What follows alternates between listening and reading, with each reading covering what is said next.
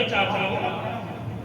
میں باضابطہ طور پر جس آیت کریمہ کی تلاوت پر شرف حاصل کیا اس کے حوالے سے گفتگو کروں گا، لیکن ایک بات سن لیجیے، اپنے ذہن کو صاف کر لیجیے، کیونکہ آپ ایک ولی کے عرص میں آئے ہیں پیارے. آپ سنیے، بہت اچھے سے بھی سن سکتے ہیں.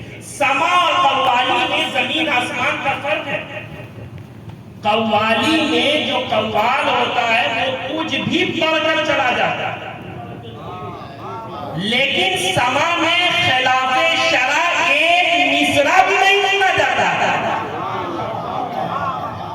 یہاں قوالی میں پیسوں کی نمائش ہوتی ہے، بھیڑ ہوتی ہے، کثیر تعداد میں لوگ آتے ہیں، میلہ ٹھیلا لگتا ہے، ارے یہاں پیسہ لٹایا جاتا ہے. لیکن سما خانے میں اور سما محفل میں جو بزرگوں کے آستانے میں ہوا کرتی ہے، وہاں پیسہ نہیں لٹایا جاتا، بلکہ عشق مصطفیٰ کی شمع روشن کی جاتی ہے، بلکہ محبت رسول کے جام پلائے جاتے ہیں، اللہ اور اس کے رسول کے جام پلائے جاتے ہیں. یہی فرق ہے سما اور قوالی. میں تو یہ سوچ رہا تھا کہ میں کسی کا ہم نام تو نہیں ہوں، لیکن اسی وزن میں ہم نام تو نہیں ہوں، لیکن اسی وزن میں رات رات لوگوں میں آتا ہے. اس لیے آپ لوگوں نے پہلی مرتبہ مجھے بلایا، لیکن میں کسی کی یہاں پر کمی پوری کرنے کے لیے نہیں آیا، میں اپنی بات کرنے کے لیے آپ حضرات کے درمیان آیا. ابھی آپ نے کفیل انور سے بہت کچھ سنا، یہ بہت اچھے اشعار سنا رہے تھے. اب میں اور شعراء کی طرح نہیں، الحمدللہ میں بھی پروگرام میں شرکت کرتا ہوں، جاتا ہوں، فلاں جگہ گیا تھا تو ایسا ہو گیا، اس جگہ گیا تو ویسا ہو گیا، لوگوں نے یہ کر دیا وہ کر دیا. اسٹیج والی بولی تو میں نہیں بول سکتا، لیکن یہ ضرور کہوں گا جتنے اشعار انہوں نے سنائے سب عمدہ سنائے، بہت اچھے اشعار سنائے. اب کچھ میں بھی سنا دیتا ہوں تاکہ دونوں کا حق ادا ہو جائے، لیکن اس سے پہلے کہ میں سناؤں آپ بھی کچھ سنا دیجیے. آوازیں بلند ہوتی ہیں. کرم ذرہ نوازی مہربانی، ذرہ نوازی مہربانی، مجھ ایسے بے ہنر کی قدردانی. توجہ چاہتا ہوں. کرم ذرہ نوازی مہربانی، مجھ ایسے بے ہنر کی قدردانی، یہ میری نعت گوئی نعت خوانی، یہ میری نعت گوئی نعت خوانی، سلگتی زندگی پہ ٹھنڈا پانی، سلگتی زندگی پہ ٹھنڈا پانی، سلگتی زندگی پہ ٹھنڈا پانی، سیاہ بختی میری جا چھوڑ پیچھا، سیاہ بختی میری جا چھوڑ پیچھا، خود سہلی تیری ایزا رسانی، ہے اب اشکوں کو گوہر بار کرنا، ہے اب اشکوں کو گوہر بار کرنا، نہیں سننا کسی کی لنگرانی، نہیں سننا کسی کی لنگرانی، یہ میری نعت گوئی نعت خوانی، سلگتی زندگی پہ ٹھنڈا پانی. اور چھوٹی مہر میں چل رہا ہے تو یہ بھی سنتے چلیں. یہ کہاں آنکھوں میں رہنے آئے ہیں، مولانا زین العابدین صاحب دیکھیں، یہ کہاں آنکھوں میں رہنے آئے ہیں، آج تو عارض پہ کہنے آئے ہیں. یہ کہاں آنکھوں میں رہنے آئے ہیں، آج تو عارض پہ بہنے آئے ہیں. رات کی بھیگی ہوئی دہلیز پر ہم چراغ عشق رکھنے آئے ہیں. یہ شعر سن کر چاہیے ہے محمد کی وفا، وجہ نجات صرف اتنی بات کہنے آئے ہیں.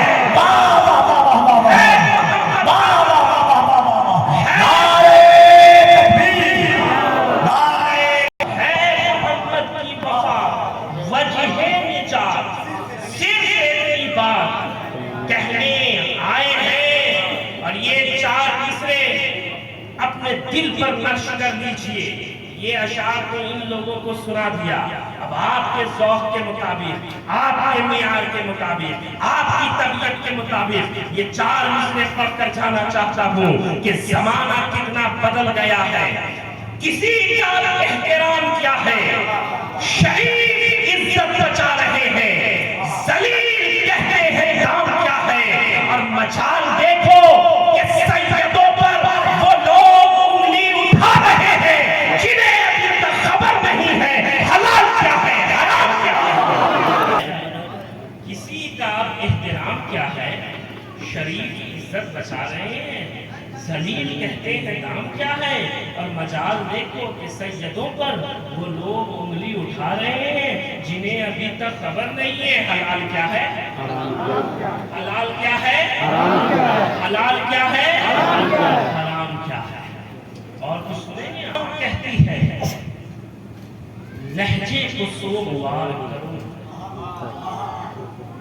زبان کہتی ہے لہجے کو سوگوار کروں، تقاضا دل کا ہے آنکھوں کو اشک بار کروں، اور رلانے آتی ہے یاد حسین روز مجھے، میں وہ نہیں جو محرم کا انتظار، میں وہ نہیں جو محرم کا انتظار کروں۔ شفیع بھائی یہ 4 مصرے سن کر جائیے۔ آج یوں ذکر غم تشنہ دہانی چاہیے، آج یوں ذکر غم تشنہ دہانی چاہیے، خشک ہو جانا ہر دریا کا پانی چاہیے، اور خاندان مصطفیٰ کا ذکر کرنے کے لیے آدمی سچا کھڑا اور خاندانی چاہیے، مصطفیٰ کا ذکر کرنے کے لیے آدمی سچا کھڑا اور خاندانی چاہیے۔ باریک مسئلہ ہے نا پیارے، اتنا باریک مسئلہ ہے۔ اچھا آپ کی زبان میں سمجھانا ہوگا، آپ دیکھتے ہوں گے گو سماج معاشرے میں کہ کچھ لوگ ایسے ہیں عمر کے اعتبار سے، یہ میں آپ کو سمجھانے کے لیے کہہ رہا ہوں، آپ کے ذوق کے مطابق کہہ رہا ہوں، عمر جیسے جیسے گزرتا ہے کچھ لوگ ہوتا ہے کہ بہت کم سنتے ہیں، سماج میں آپ دیکھتے ہیں، اب کچھ لوگ ایسے ہوتے ہیں گھر میں رشتہ دار میں جو بہت زیادہ سنتے ہیں، توجہ چاہیے، کچھ لوگ کم سنتے ہیں اور کچھ لوگ بولیے زیادہ سنتے ہیں۔ اب آپ شہباز عالم مخدومی صاحب کی طرف یا حافظ زین العابدین صاحب کی طرف یا حافظ طارق صاحب کی طرف رجوع کریں گے تو یہ کہیں گے یہ دونوں جو ہے نا بیماری ہے۔ کیا کہیں گے؟ بیماری ہے، کم سننا بھی بیماری ہے، زیادہ سننا بھی بیماری ہے۔ تو خاندان مصطفیٰ کی محبت کا جو مسئلہ ہے وہ اسی طرح ہے، جو زیادہ سن رہے ہیں وہ بھی گمراہ ہو گئے اور جو کم سنتے ہیں وہ بھی گمراہ ہو گئے۔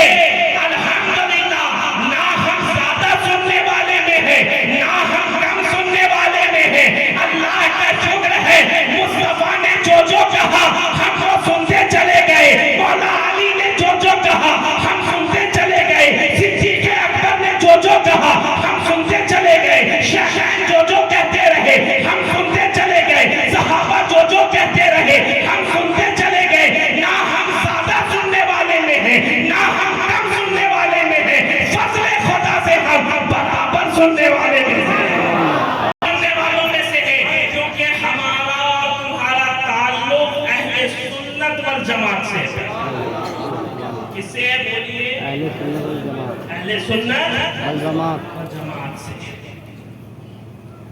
اور ایک بات کہہ کر چلا یہاں سے، سوشل میڈیا کا زمانہ، کیا جس کا زمانہ جلدی ہے سوشل میڈیا کا زمانہ، آپ دیکھتے ہوں گے کچھ احباب کچھ لوگ ایسے ہیں، کوئی ادھر پھل کھاتے ہیں کوئی ادھر پھل کھاتے ہیں، کوئی اس کروٹ آتے ہیں کوئی اس کروٹ آتے ہیں، کوئی اس ٹریک پر چلتے ہیں کوئی اس ٹریک پر چلتے ہیں، کوئی صحابہ کی آڑ میں خاندان مصطفیٰ کی توہین کرتے ہیں۔ توجہ چاہتا ہوں سنیے گا. اور کچھ لوگ اہل بیت کی آڑ میں صحابہ کرام کی توہین کرتے ہیں. ارے لوگ کہتے ہیں کہ تم لوگ ہر محفل میں مخدوم شہباز محمد کا تذکرہ کرتے ہو, ضیاء شہبازی کی باتیں کرتے ہو.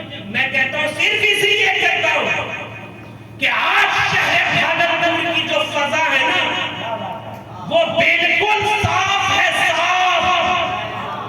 اہل منبر کے توجہ چاہتا ہوں. آج جو شہر بھاگلپور کی فضا ہے وہ بالکل صاف ہے, صاف. نہ یہاں خاندان مصطفیٰ کی توہین سنی جائے گی, نہ یہاں صحابہ کرام کی توہین سنی جائے گی. اس لیے کہ ہمارے ایک ہاتھ میں خاندان مصطفیٰ کا دامن ہے تو دوسرے ہاتھ میں صحابہ کرام کا دامن ہے. نعرے تکبیر, نعرے رسالت, عظمت اہل بیت, ذکر صحابہ کرام, فیضان خانقاہ شہبازیہ, عرس حضرت حسن پیر باصفا.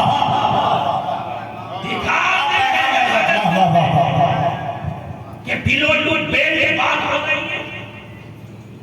کسی میں جرأت ہے کہ خاندان مصطفیٰ کی موجودگی میں, بالخصوص خانوادہ شہبازیہ کی موجودگی میں کوئی ایسی بات کر جائے جس کا دور دور تک اہل سنت سے واسطہ نہ ہو؟ آپ نے کبھی سنا؟ الحمدللہ یہ شہر محفوظ ہے. تو کیسے محفوظ ہے؟ توجہ چاہتا ہوں. کیسے محفوظ ہے؟ یہ میرے شہباز کا کرم نہیں ہے, خاندان شہبازی کی محنتوں کا نتیجہ نہیں ہے. پوچھئے یہاں رفیع احمد صاحب بیٹھے ہوئے, شہباز خطابت کے اشعار کہاں نہیں پڑھے جاتے؟ اپنے بھی پڑھتے ہیں, بیگانے بھی پڑھتے ہیں. کچھ لوگ مسرور ہو کر پڑھتے ہیں,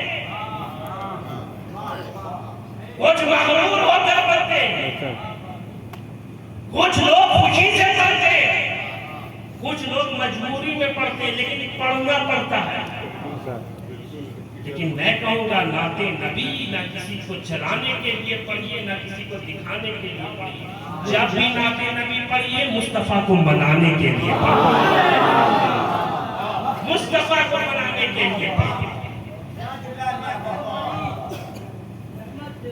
کیوں ہے محمد کی وفا وجہ نجات. صرف اتنی بات کہنے آیا. تو اس فرصت دور میں پیارے بہت اچھی تقریر ابھی فیض الحق صاحب کر رہے تھے حالات حاضرہ کے حوالے سے, علم پر, اور کس طرح سے ہمیں اور آپ کو سیاست میں حصہ لینا چاہیے, کس طرح سے جو مسلمان معاشرہ بیکورڈ ہوتا جا رہا ہے, اتی پچھڑا ہوتا جا رہا ہے, کس طرح پستی میں جا رہا ہے, ڈاؤن فال ہو رہا ہے, کس طرح سے پھر مسلمان ابھرے گا. علم کی ضرورت ہے, نالج کی ضرورت ہے, محنت کرنے کی ضرورت ہے. میں تو ابھی تک تمہیدی گفتگو کر رہا ہوں, ادھر ادھر کی بات, لیکن ایک بات سمجھ کے چلیے, یہاں پر زیادہ تر نوجوان بیٹھے ہیں. میں کہوں گا کہ آپ آگے بڑھنا چاہتے ہیں, توجہ کفیل بھائی, آگے بڑھنا چاہتے ہیں, بولیے کتنے لوگ آگے بڑھنا چاہتے ہیں؟ ہاتھ اٹھا کر بولیے, جلدی جلدی بات کرو. کتنے لوگ آگے بڑھنا چاہتے ہیں؟ بولیے. 1400 سال پیچھے چلے جائیں. آگے بڑھنا چاہتے ہیں 1400 سال پیچھے چلے جائیں. اپنے اسلاف کو پڑھ لیجیے, ان کے طریقے کو اپنا لیجیے, آپ خود بخود پھر سے آگے چلے جائیے. ذرا اپنے ماضی کو دیکھیے, اپنے اسلاف کو دیکھیے, اپنے بزرگوں کو دیکھیے. مسلمان کی شان کیا تھی, مسلمان کس طرح کے تھے, حضور کے غلام کیسے ہوتے تھے, ان کا طریقہ کیا تھا, ان کی جیون شیلی کیا تھی, روزمرہ کی زندگی کیسے گزارتے تھے, یہ جاننے کی ضرورت ہے. کیا اگر شاعری کی زبان میں کہا جائے, تھوڑا بہت میں بھی کچھ کہہ لیتا ہوں, اس لیے بیچ بیچ میں اشعار سنیں. میدان میں نکل آئے, تو کسرا اور اس کے ساتھ قیصر کو کچل آئے، جہاں پہنچے زمین کو آسمان سے کر دیا اونچا، جہاں ٹھہرے در و دیوار کے نقشے بدل آئے، اور سمندر میں بھی ان کی دوڑ سے راہیں نکل آئی، پہاڑوں پر بھی ان کے فیض سے چشمے ابل آئے۔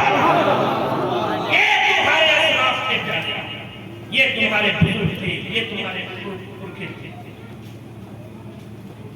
کامیاب ہونا اگر چاہتے ہو، زمانے میں آگے بڑھنا چاہتے ہو، تو مصطفیٰ کریم صلی اللہ تعالیٰ علیہ وسلم کے بتائے ہوئے راستے پر چلنا ہوگا۔ خلاصہ